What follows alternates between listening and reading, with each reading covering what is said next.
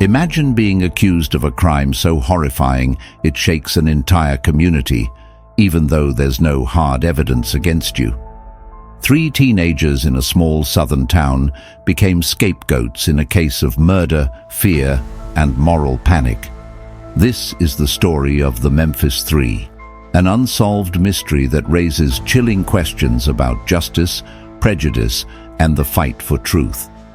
On May 5, 1993, in West Memphis, Arkansas, 3 8-year-old boys, Stevie Branch, Michael Moore, and Christopher Byers, went missing after riding their bikes. Their families searched frantically, and the next day the boys' bodies were discovered in a nearby wooded area called Robin Hood Hills.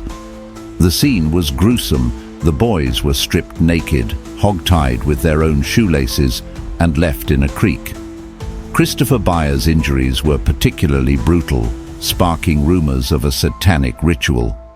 The town was terrified, desperate for answers. Police soon zeroed in on 3 local teenagers.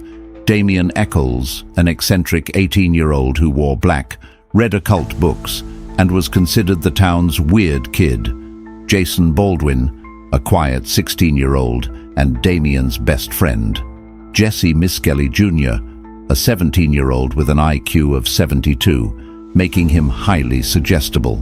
With no physical evidence linking the boys to the crime, investigators relied on Jessie's coerced confession. After hours of intense questioning, Jessie gave a disjointed account riddled with contradictions, statements that didn't match the timeline or crime scene details.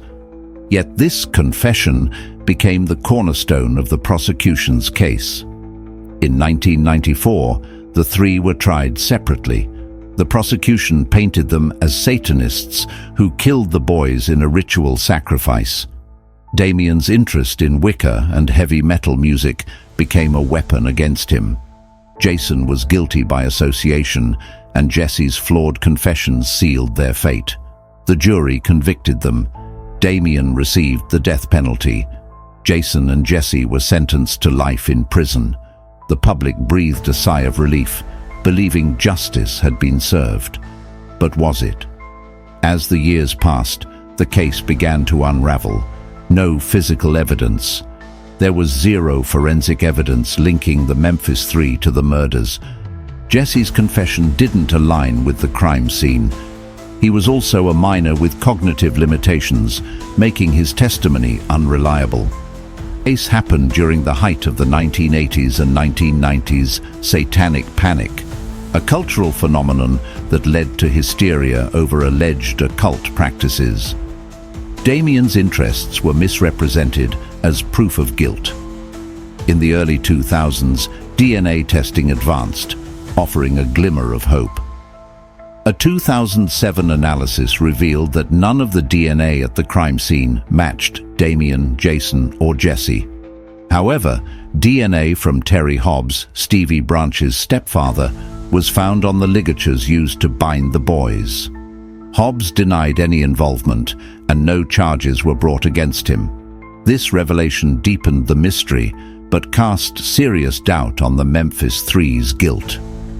Supporters, including celebrities like Johnny Depp and Eddie Vedder, rallied behind the Memphis 3. Documentaries like Paradise Lost exposed the case's flaws, bringing international attention to the injustice. In 2011, after 18 years in prison, the Memphis 3 entered an Alford plea, a legal compromise where they maintained their innocence while acknowledging that prosecutors had enough evidence to convict them.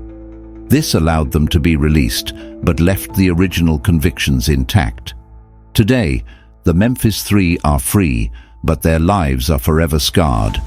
The true killer or killers of Stevie, Michael, and Christopher remain unidentified. The case stands as a haunting reminder of how fear, prejudice, and a rush to judgment can derail justice. What happened in Robin Hood Hills? Was it a tragic accident, a cover-up, or something even darker? The Memphis 3 may never get full vindication, and the victims' families may never get closure.